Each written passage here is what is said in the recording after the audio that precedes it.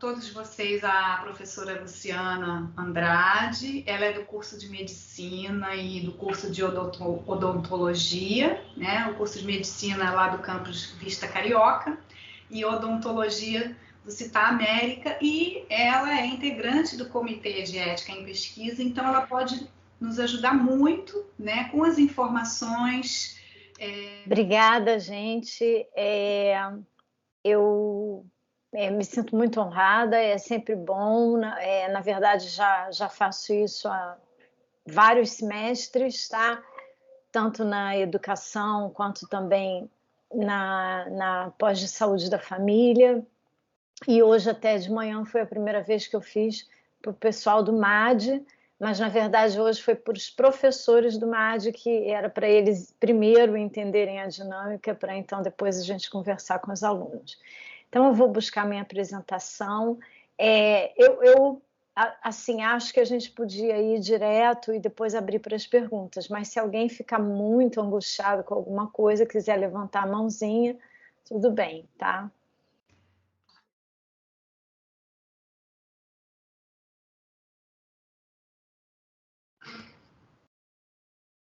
Tá ótimo. Que bom.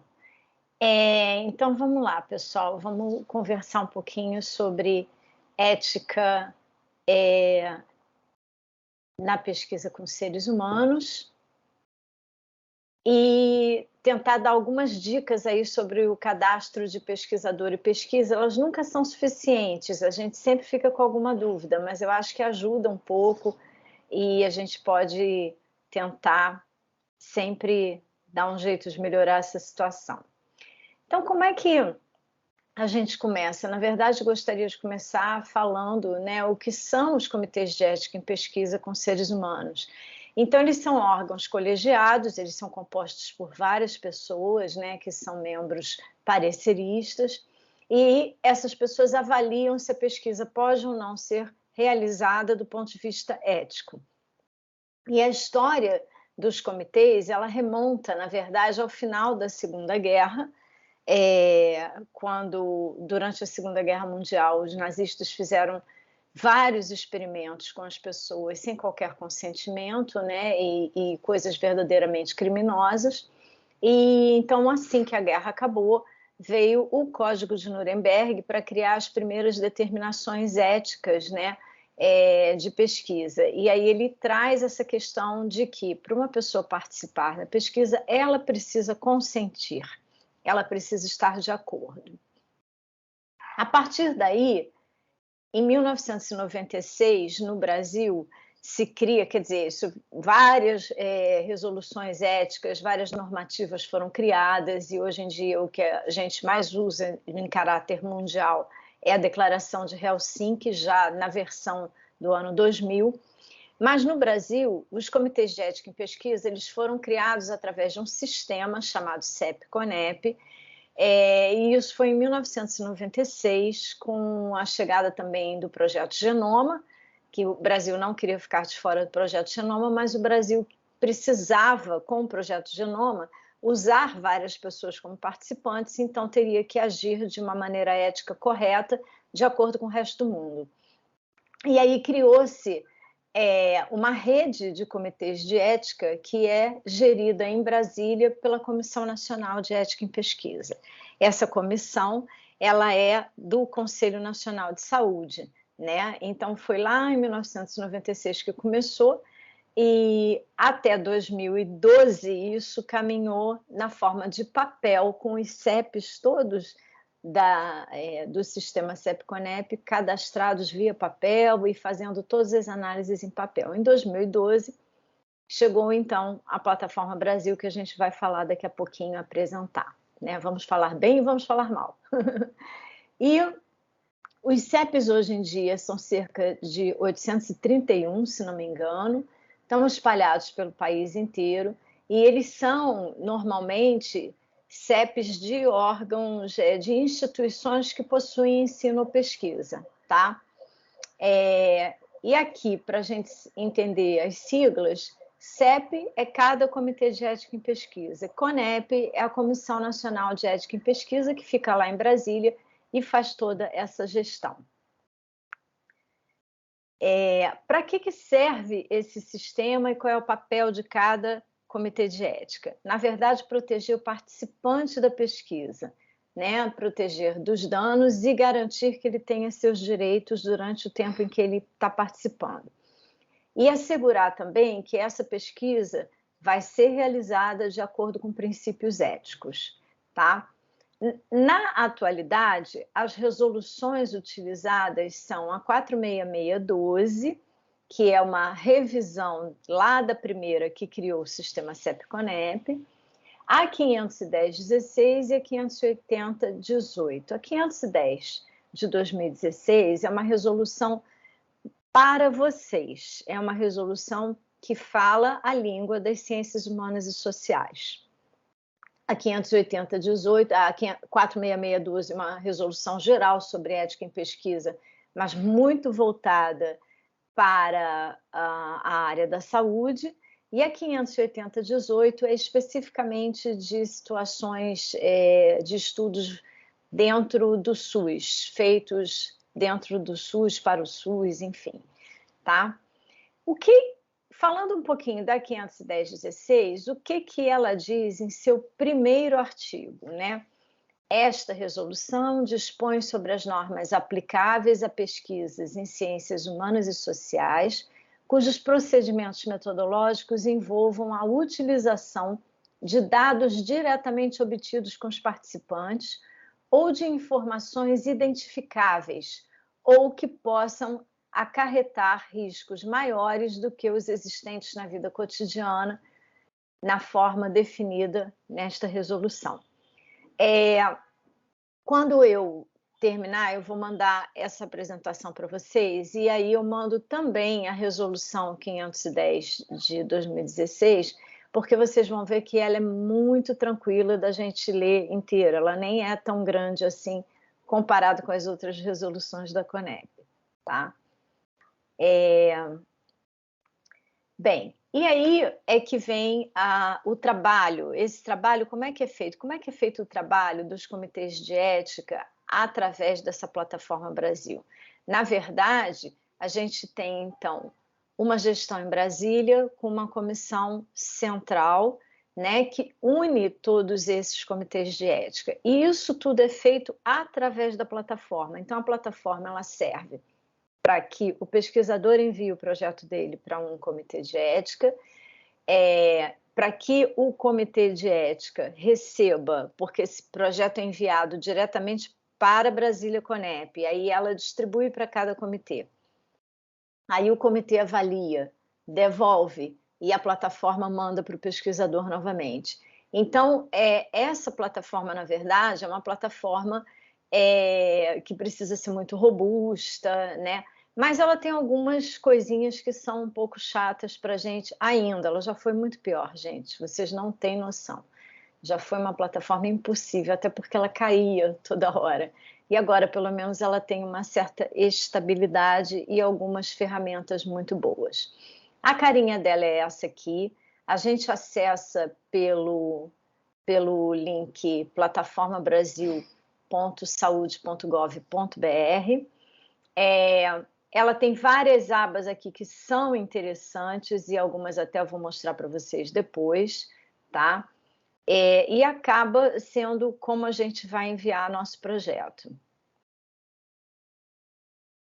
Como é que a gente utiliza ela? Então, na verdade, tudo que eu estou falando é que ela é o caminho, a estrada, para que um projeto possa seguir para dentro de um comitê de ética, tá? E os comitês de ética, então, precisam estar cadastrados nesse sistema CEP-CONEP, o que não é fácil, cadastrar um comitê de ética novo, não é fácil renovar um que já existe, eles são muito exigentes, eles são muito chatos, né? Mas, enfim, são os comitês que são considerados os corretos do país, então é muito bom que a Unesa possa ter um, tá? E a plataforma, ela pode ver todos esses comitês e manter essa comunicação com a Comissão Nacional. Isso é que é o sistema CEP-CONEP.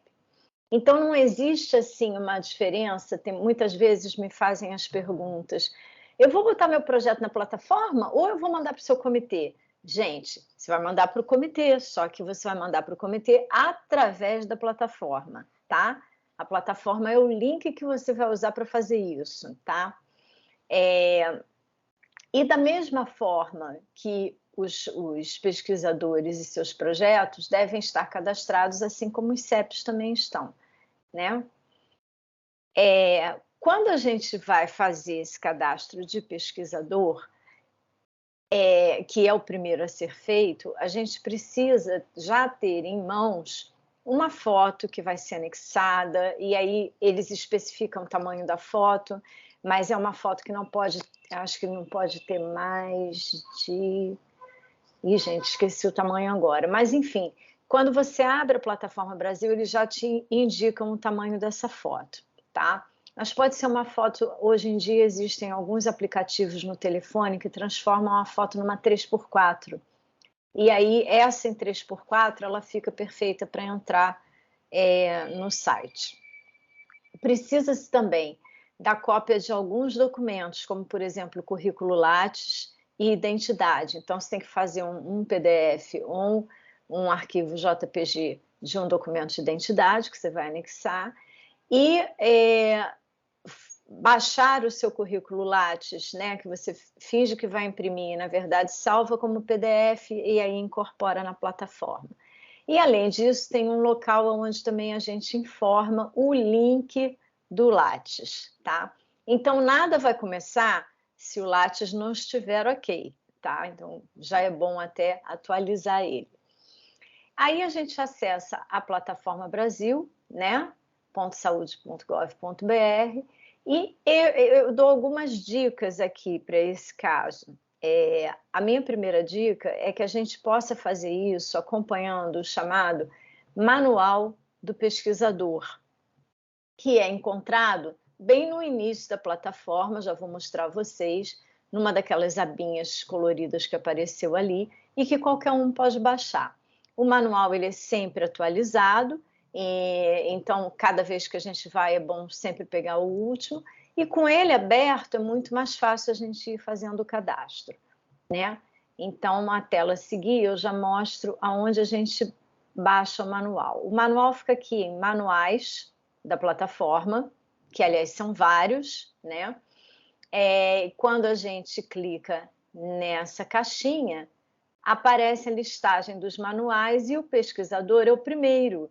Então é só vir na lupinha e clicar que a gente tem o PDF dele, tá? Ele tem essa cara, né, na capa. E quando a gente abre logo a primeira página, ele vai ensinar aonde na plataforma a gente começa o cadastro, que é o cadastre-se, né? É bem tranquilo, desculpa, gente, aqui pulou. É bem tranquilo e a gente só precisa clicar ali e iniciar o cadastro, tá? Esse cadastro, ele não é difícil, mas a gente precisa estar com aqueles documentos já ali prontos para serem anexados.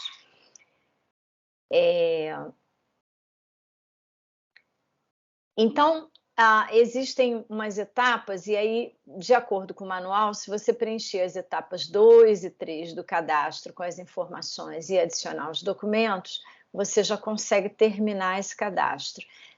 Mas tem uma outra etapa, que é a 4, onde a gente vai cadastrar a instituição. E é aí que vocês, que são alunos de um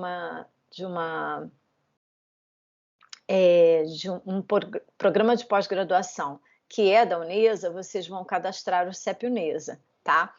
Só pode cadastrar o CEP Unesa? Não, vocês podem cadastrar outros comitês de ética, vocês podem até já ter cadastro em outro comitê de ética, mas é bom agora fazer o cadastro do CEP Unesa também, tá? E o comitê, ele fica, de certa forma, responsável pelos participantes de cada pesquisa que ele recebe. Se ele aprova, ele fica responsável por aqueles participantes que podem fazer qualquer reclamação com ele. Então, no passado, a gente gostava de falar para vocês, isso até outro dia, né? Que na verdade, o ideal é que a gente ficasse só com os projetos relacionados a uma área não muito longe do estado do Rio de Janeiro, por causa dessa questão de poder falar com os participantes. Mas acontece que isso é complicado porque a Unesa, porque vocês são alunos da Unesa e às vezes estão em outras regiões do Brasil, que é o que acontece agora. Antes não acontecia, mas agora acontece. Então a gente está aceitando esses projetos, embora longe, né? Mas sempre avisando que tem que botar o nosso endereço para a pessoa poder falar com a gente se tiver alguma dúvida. Vamos ver como é que a gente cadastra agora a instituição tendo já iniciado o cadastro. Então tem um momento na plataforma em que a gente vai ver esse cadastro de pesquisador, tá? E aí ele pede para a gente procurar essa instituição de pesquisa. Você coloca lá a Universidade de Estácio de Sá e aparece uma lista de comitês. Porque, pasmem, nós não somos o único CEP da Estácio, né? Da Estácio Participações, da Sociedade de Ensino, Estácio de Sá, na verdade, nós somos o do Rio de Janeiro, né? O CEP da universidade. Mas a gente tem CEP na Bahia, tem CEP em Juazeiro do Norte, tem CEP em Santa Catarina, tem CEP, não tem agora em Ribeirão Preto porque ele foi fechado, mas ele está pedindo para ser reaberto. Mas temos vários e temos algumas instituições que estão também das TAS que estão pedindo novo cadastro de CEP, tá? O que é muito bom. O que vocês devem escolher é esse que tem o CNPJ que termina em, acho que 84, que está aqui, tá? Que é o que vai levar realmente para o CEP Unesa. Senão vocês podem ir parar em Recife, ou tem umas coisas assim. E aí, o processo seguinte é, no momento em que você fez todas essas escolhas e enviou os seus documentos, você está cadastrado e você colocou um e-mail e através do seu e-mail vai chegar uma comunicação da Plataforma Brasil automática te dando uma senha. Então, o próximo passo é você fazer o login colocando seu e-mail e a senha que eles forneceram. E é lógico que o momento seguinte é aquele momento em que você troca a senha, porque eles fornecem uma senha meio louca, absurda, né? Mas então você já está cadastrado, ok. Você pode até relaxar e deixar para começar o cadastro do seu projeto em outro momento, em outro dia. Mas se quiser continuar, porque o cadastro da pesquisa é um pouco chato, né? Mas enfim, vamos lá agora, seguindo para a nova submissão, que é o cadastro da pesquisa propriamente dito. Então, no manual, na página 26 é que começa esse cadastro, começa a mostrar esse cadastro de pesquisa. Então, a gente clica em nova submissão, tá? E aí, vamos seguindo alguns passos para terminar esse cadastro. Eu vou continuar, mas eu queria só dizer para vocês o seguinte, eu mostrei para vocês até aqui como é que vocês vão fazendo acompanhando o manual do pesquisador, porque eu gosto muito. Mas eu tenho uma boa notícia para dar para vocês, que é uma coisa nova da plataforma. Ela tem agora um chat que uma atendente virtual fala com a gente, se a gente clicar ali. E clicando no chat, a primeira coisa que a atendente diz é: você quer assistir os nossos vídeos sobre cadastro de pesquisador e pesquisa? E esses vídeos são vídeos do YouTube, muito bem feitos, muito tranquilos, que você, claro, pode ir parando, né?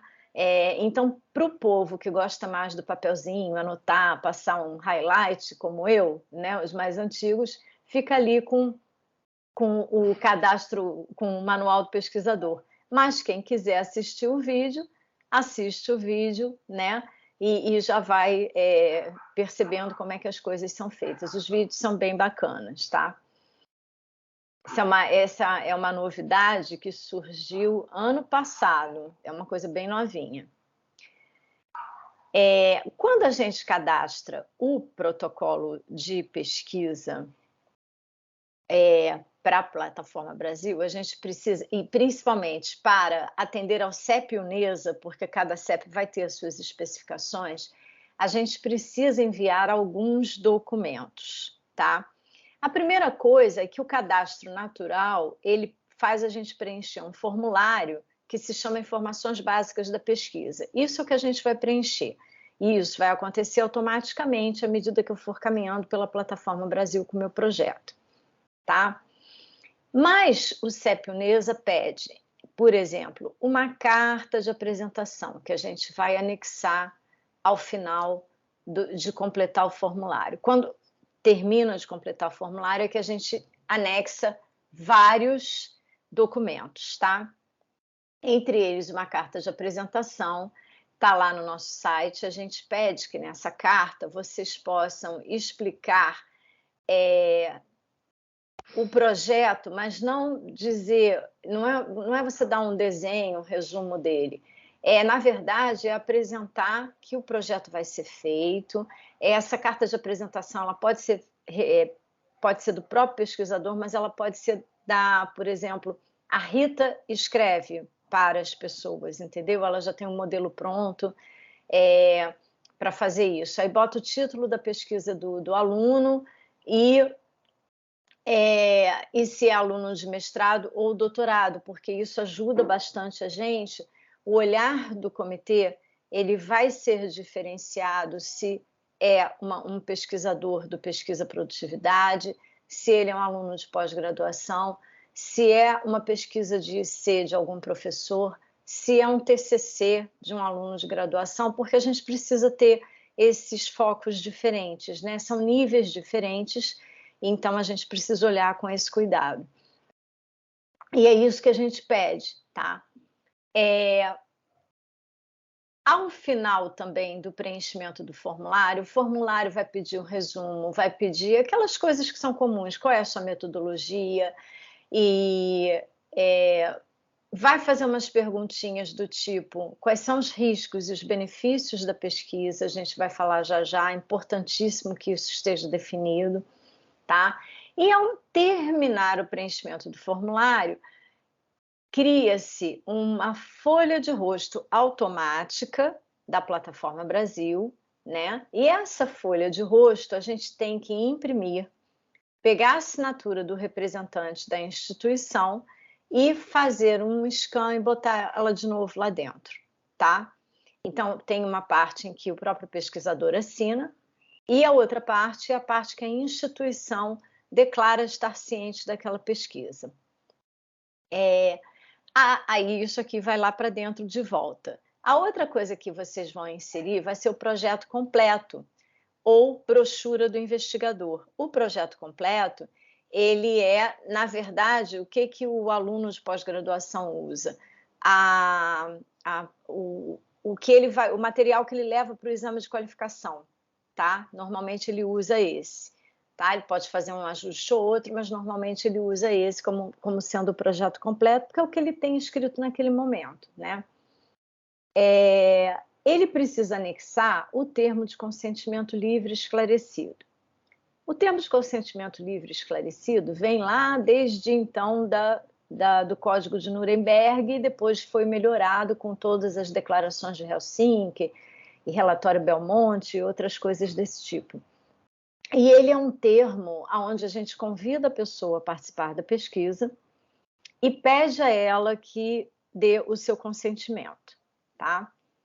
Esse termo é usado para pessoas que estão cientes das suas faculdades mentais e que são maiores de idade, tá? Quando a gente está fazendo uma pesquisa que envolve crianças ou alguém que não possa ter responsabilidade sobre si mesmo, a gente precisa ter os dois termos. O TCLE vai ser assinado por um responsável por aquela pessoa e um TALE, que é um termo de assentimento, que em geral tem uma linguagem mais lúdica e onde a pessoa pode marcar um dedinho, enfim, não precisa ter uma assinatura, digamos assim, que seja cadastrada em algum sistema de documento, né? mas ela concorda, tá? Uma criança pode concordar, tá? Eu quero e tal, mas só que os pais vão ter que assinar o termo de consentimento também. E existem situações em que vocês vão trabalhar com dados das pessoas, mas não diretamente com elas. Então, aí vocês podem pedir a dispensa do TCLE, mas isso tem que ser justificado e tem que vir com a anuência de quem vai passar esses dados a vocês, para garantir o sigilo, tá? Daquela documentação. Além disso, a gente também pede a anuência de qualquer instituição que vocês estejam utilizando, uma outra escola, Secretaria de Educação, tá? Se não for dentro da própria pós-graduação, se tiver um outro cenário para essa entrevista, para esse encontro com o participante, então aquela instituição precisa dar uma anuência também. E uma coisa que eu acho que não apareceu aqui foi a declaração de infraestrutura, que pode vir. Outro dia ensinei a Rita a fazer, então a Rita já está com a declaração de infraestrutura e a carta de apresentação que ela pode usar com os alunos do PPGE, tá? É só declarar que o PPGE tem uma estrutura que pode auxiliar os alunos a desenvolverem seus trabalhos. Se o aluno for ficar totalmente online, ele mesmo quiser declarar que vai ser a infraestrutura que ele tem em casa, com computador, também pode, tá? E por último, nós pedimos que anexe um orçamento e um cronograma. Vejam só uma coisa, no formulário que a gente preenche já vem um local para orçamento e um local para cronograma. Então, o que a gente pede é que venham também os arquivos separados, que pode ser Word, pode ser Excel, pode ser PDF. Esses arquivos separados, eles devem estar iguaizinhos ao que você preencheu dentro do formulário, tá?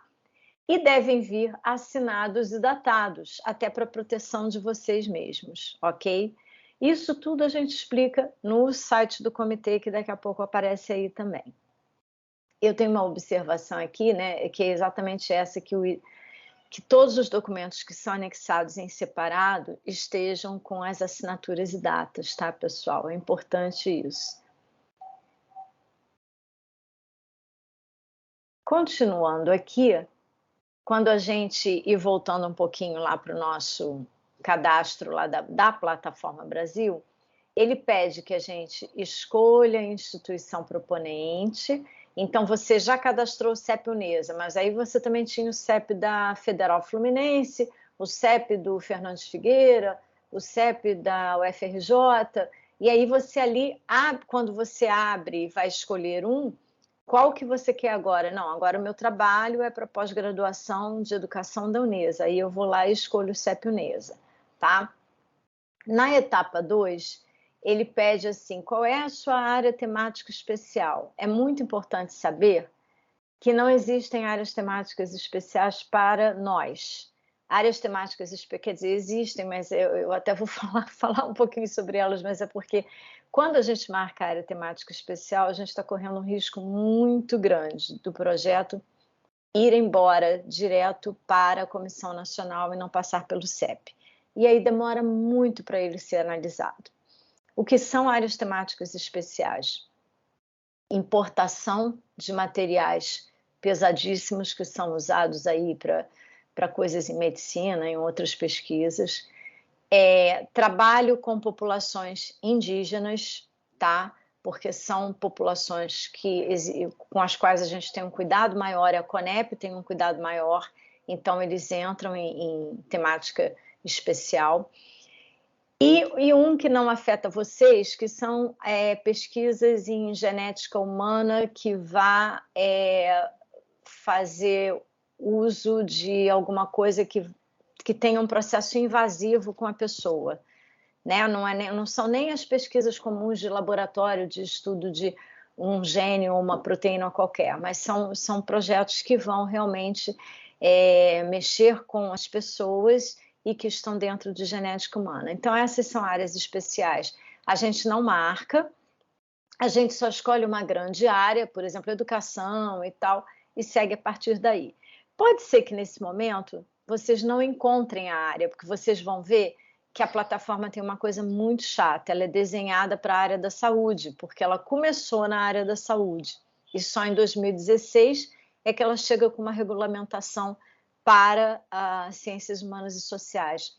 E aí, ela não sendo das outras áreas desde então, ela tem um desenho que você fala assim, meu Deus, o que é isso que eles estão perguntando? Porque são coisas muito da área da saúde, tá? Não havendo uma área para vocês, é só botar outros e seguir, tá? Depois a gente indica se a instituição UNESA, né, vai ser a financiadora do projeto ou seria financiamento próprio. Para a gente gerar uma folha de rosto que não tenha muitos problemas, né, que venha só com os 2 campos principais, o ideal é marcar financiamento próprio. Mesmo assim, a gente precisa fornecer um orçamentozinho que apareça lá, tá?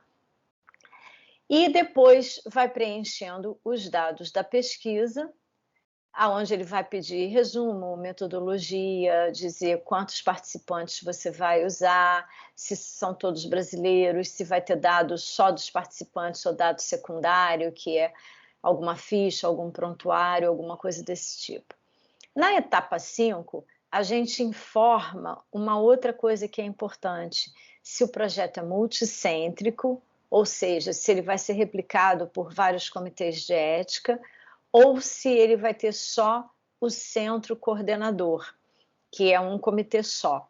A grande maioria vai ficar com um comitê só, que no caso é o CEP UNESA, né? Aqui estou falando como se vocês fossem entrar no nosso CEP.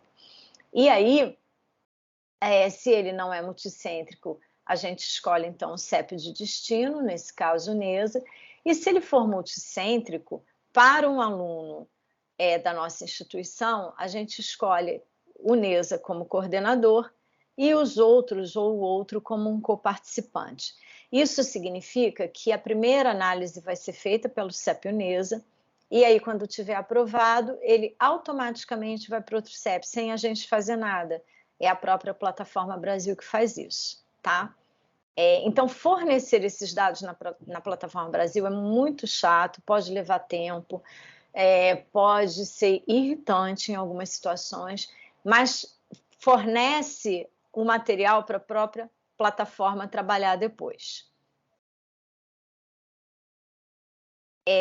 Aqui eu tenho a nossa página, né, uma fotozinha da nossa página do Comitê de Ética em Pesquisa, que fica no portal da Estácio, aonde a gente tem, além da apresentação, a nossa agendinha de reuniões, a lista dos documentos que são importantes e obrigatórios, tá? E aí nessa lista a gente explica cada um. Algumas informações sobre resoluções e normativas, acho que é isso, né? Regulamentações e tal, mas isso também tem na Plataforma Brasil. Links importantes para quem precisa ir ver alguma coisa do SUS ou, enfim, de alguma coisa relacionada mais à saúde, geralmente, e um checklist para fazer o termo de consentimento, tá? De acordo com as especificações que a Comissão Nacional pede.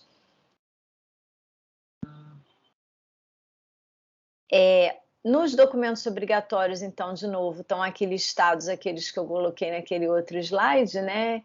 Que são a carta de apresentação, declaração de infraestrutura, as informações básicas da pesquisa, o TCLE. Se não tiver TCLE, às vezes é o TALE. E aí a gente tem ainda como é que a gente faz esse TCLE, que é o checklist, né, onde objetivos, metodologia, isso tudo pode aparecer, mas a gente não deve utilizar o mesmo texto que está lá no nosso projeto completo, né, no material que vai para a qualificação, porque geralmente é um texto científico demais para a pessoa que vai participar. Então, a gente tem que tentar falar no TCLE com uma linguagem para o participante. É o ideal, tá? Pontos que são muito importantes e que são sempre razões de pendência, em todos os processos do Comitê de Ética.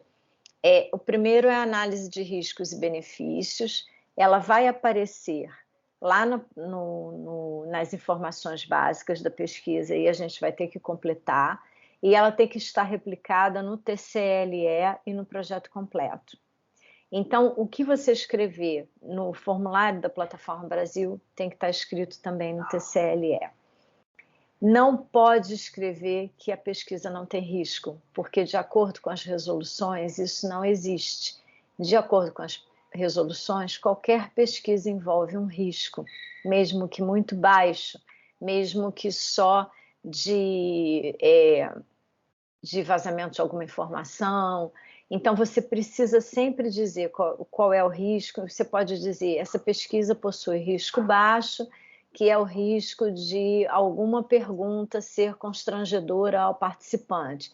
Nesse caso, convidaremos o participante a parar no mesmo momento, abandonar a pesquisa. Se a gente está até em ambiente escolar, pode chamar algum psicólogo, às vezes, alguma coisa assim, tá? Então, isso também é pedido, que a gente diga o que vai fazer caso o risco aconteça. Mas não pode dizer que não tem risco, esse é o grande problema. E os benefícios? Os benefícios são benefícios que devem ser definidos para o participante e não para a pesquisa, tá?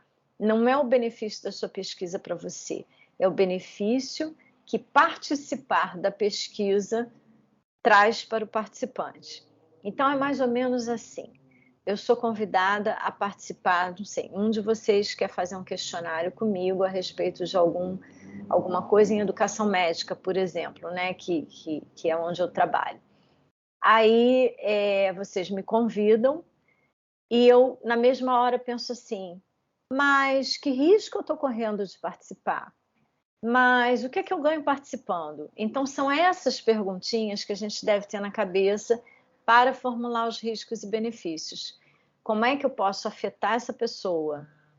E o que ela vai ganhar, tá? Em geral, a gente precisa pensar nisso para poder escrever que benefícios são esses e que riscos são esses. No termo de consentimento livre esclarecido, eles também vão aparecer novamente, porque a pessoa tem que ser informada, né?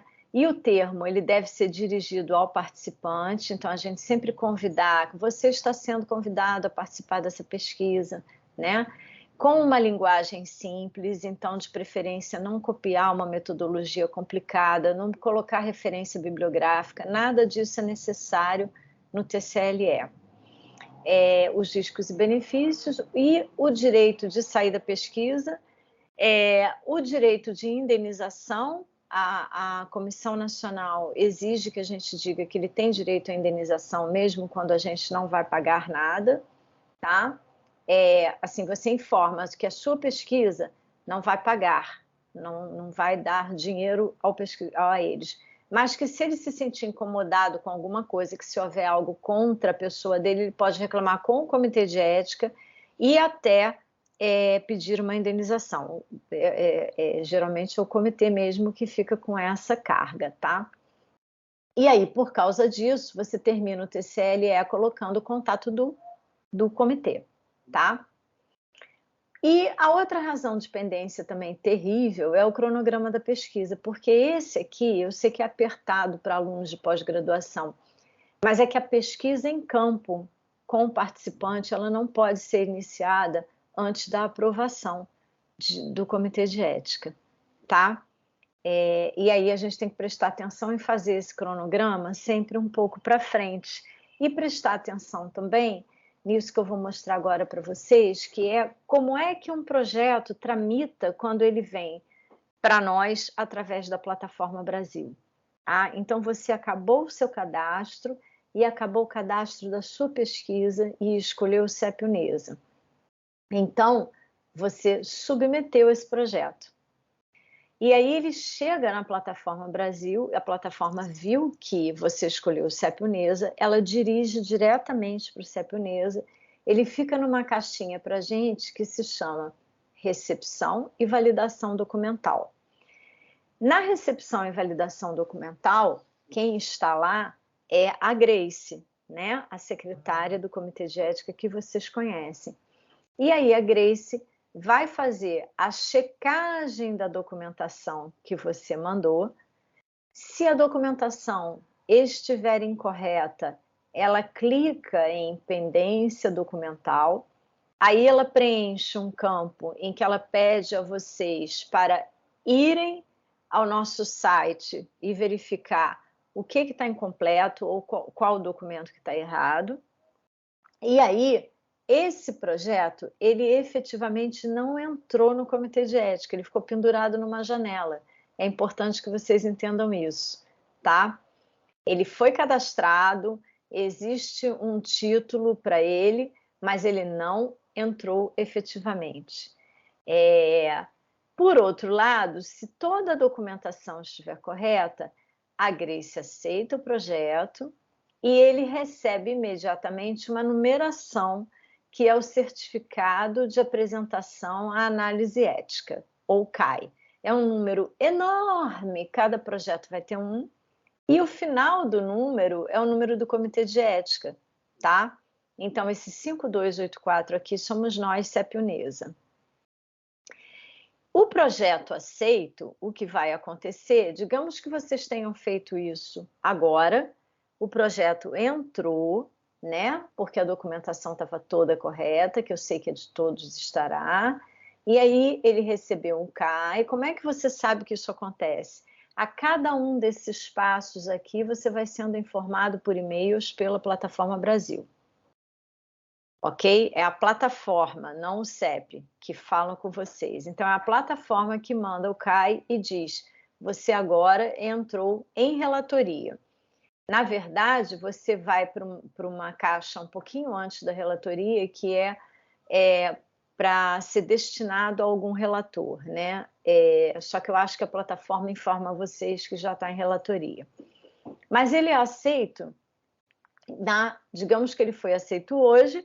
A nossa próxima reunião é dia 24, então no dia 24 de junho, a lista de projetos que está lá, que foi aceita, vai ser distribuída entre os relatores todos, entre os membros do CEP, tá? E aí começa o processo de relatoria e os membros do CEP têm direito a 1 mês para relatar esse projeto. Na outra reunião, que ocorre 1 mês depois, sai o parecer dos relatores todos, é discutido com todo mundo, as pessoas tiram suas dúvidas, né? É revisto pelos coordenadores e aí é emitido um chamado parecer do colegiado, que é quando os coordenadores fazem a revisão e emitem o parecer do colegiado. Essa etapa aqui da recepção, ela não é uma etapa apenas feita pelo secretário, pelo funcionário administrativo, ela pode ser feita também pelos coordenadores, mas em geral é o funcionário administrativo que faz, tá? Bom, o parecer do colegiado emitido, ele é revisto mais uma vez e sai um parecer chamado consubstanciado. E aí esse é que diz efetivamente qual é a categoria, qual é a nota, né, digamos assim, que o projeto recebeu. Se ele foi aprovado porque estava tudo muito bem explicado e tudo direitinho, e o cronograma bem definido. Se ele ficou pendente, que é onde fica a maioria, muitas vezes por bobagem, aquela coisa, eu coloquei o cronograma, mas eu não assinei, eu coloquei o orçamento, mas eu não assinei, né? Eu disse que não tinha risco. Gente, precisa entender que para nossa cabeça a pesquisa não tem risco mesmo não, mas para a Comissão Nacional de Ética em Pesquisa, toda pesquisa tem risco, então a gente tem que agradar eles, é assim, tá? Então, em geral, a maioria fica assim com alguma pendênciazinha. E aí você tem que cumprir a pendência, voltar para a plataforma, a gente precisa aceitar de novo, dar de novo para o relator, e aí rezar para o relator não estar atolado de aulas ou outras coisas, para que ele possa liberar isso antes de 1 mês, porque, de novo, ele vai ter direito a mais 1 mês, tá? A gente sempre pede no CEP Unesa que todo mundo veja as pendências com maior rapidez, mas nem sempre isso é viável para todos. Então, levando em consideração essa questão que você pode ficar pendente e que já tem um mês aqui, você deve considerar aí, no momento de fazer o cronograma, pelo menos uns 2 meses para chegar ao seu participante, tá? O projeto que está com uma situação muito ruim, ele não é aprovado direto, mas isso é muito difícil mesmo, tá? Precisa ser um projeto que a gente não tenha conseguido entender a metodologia, que já tenha sido totalmente realizado e a gente sente que a pessoa está tentando passar um projeto que já foi realizado, mas raramente ele é não aprovado, tá?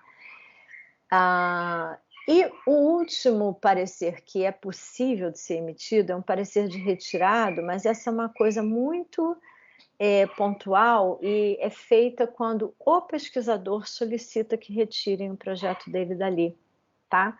Por exemplo, se um aluno desistir dessa sua pós-graduação, eu não quero mais, não era isso que eu queria, eu pensei que fosse, mas não é isso que eu queria, eu estou desistindo. Então, escreve e pede ao comitê que faça o parecer de retirada daquele projeto, tá? Uma outra situação em que ocorre muito é quando é um projeto de um professor nosso e esse professor é desligado da instituição, que a gente passa por isso várias vezes, né? A cada semestre, na verdade. E aí, em geral, a pessoa pede que retire o projeto da Plataforma Brasil, tá? Mas para vocês funciona muito mais o aprovado e pendente do que qualquer outro parecer. Eu tenho aqui um calendário de reuniões, mas infelizmente eu juro por Deus, gente, que eu troquei esse slide hoje por alguma razão. Eu tinha posto, como eu estava no campus, eu pus na nuvem corporativa e ele não ficou lá. Então, esse calendário de reuniões não é o de 2021, claro, a gente tem outro calendário, mas eu não consegui pôr o slide correto aqui. Só que antes de eu mandar isso para vocês, eu vou trocar esse slide pelo slide que está com as nossas datas corretas, então não se incomodem. Isso várias vezes aconteceu comigo nas palestras, não sei porquê, uma sina, tá? O calendário de 22, ele está só com o primeiro semestre, né? Claro. E a gente, na próxima reunião, é que a gente vai definir as datas do semestre que vem. Para uma submissão bem tranquila, tem algumas dicas que eu passo sempre para vocês. Primeiro é tentar fazer com antecedência. De preferência, faz o cadastro do pesquisador, tá? E fica cadastrado. Depois é só você entrar de novo no comitê e ir começando o seu projeto. Na hora que estiver preenchendo as informações, escrevendo os documentos, lembrar sempre que para a análise ética, para o CEP, para a CONEP, quem importa é o participante, não é a dissertação da gente, não é a tese da gente. Eu sei que isso é o mais importante para cada um de nós, mas não é para análise ética. Então, se você quer passar tranquilo por essa etapa, que é claro, eu concordo, é um pouquinho chata mesmo, o ideal é falar a linguagem da ética, né?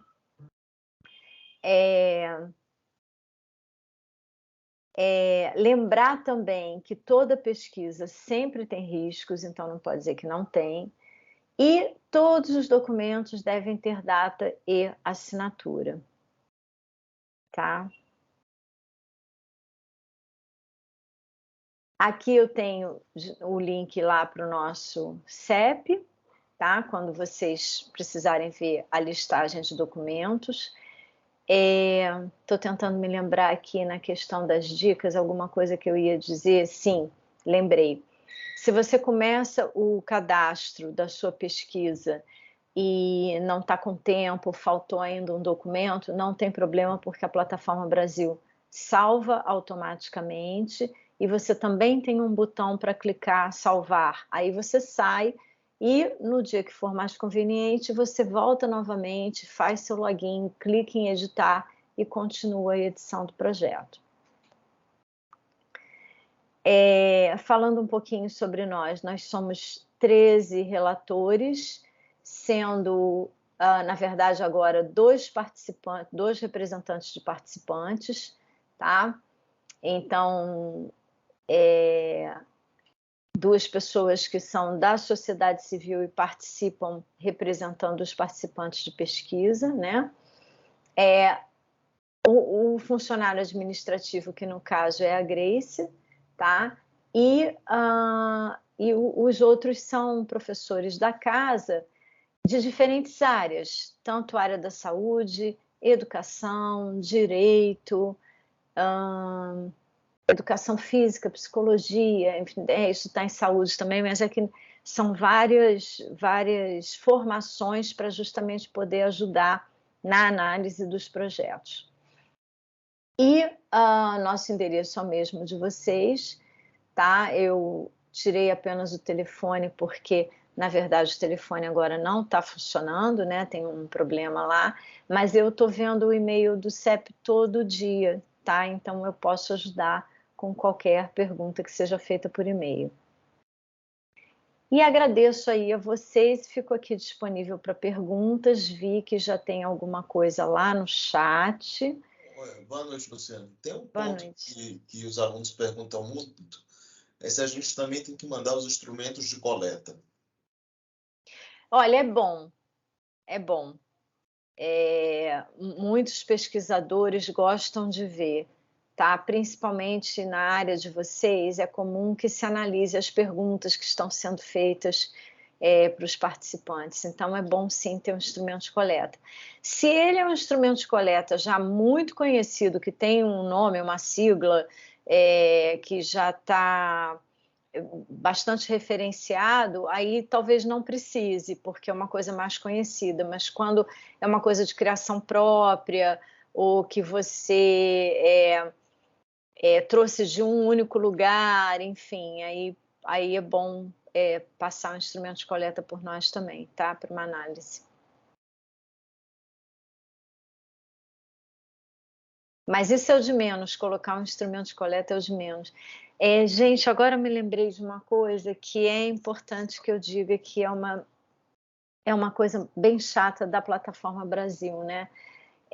Que quando a gente está achando que, nossa, acabei, agora eu vou só colocar meus documentos, tem um problema com a nomenclatura dos documentos, viu?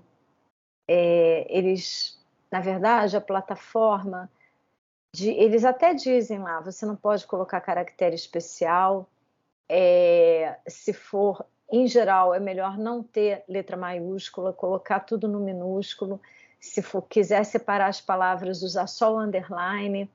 Então eles têm, e assim, não cria um nome muito grande, porque a melhor coisa, por isso que tem muita gente que entra assim, termo, ou termo direto assim, sem nem espaço, termo da Luciana, por exemplo, aí é o TCLE, entendeu? Para ficar tranquilo, porque é um momento que a gente empaca, porque você está com tudo pronto e não consegue botar por causa da forma como você nomeou o seu documento. E tem vezes até que quando a gente insiste muito e você já percebeu que você já colocou do jeito que está indicado, mas não está entrando, sai da plataforma, volta para o seu projeto, acessa, vai lá na última página e coloca que daí ele entra. Gente, muito obrigada, eu que agradeço aí a vocês, eu acho que é sempre bom a gente ter essa oportunidade, porque pelo menos algumas pessoas já ficam mais esclarecidas, né? E vou mandar a apresentação, a resolução e essas questões relacionadas a trabalhos online para vocês.